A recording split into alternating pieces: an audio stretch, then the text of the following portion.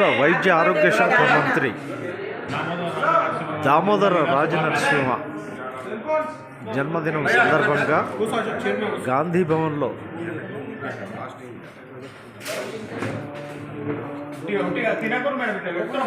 మహిళా కాంగ్రెస్ అధ్యక్షురాలు సునీతారావు, కాంగ్రెస్ సీనియర్ నాయకుడు మామిడి గోపీనాథ్ తదితరులు కేక్ కట్ చేసి అందరికీ కేక్ను తినిపించారు.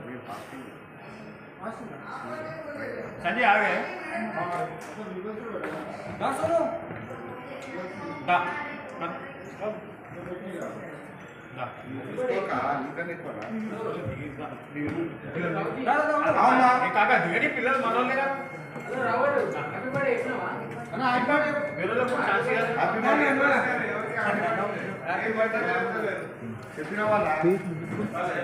పేర్లు చెప్పాలా?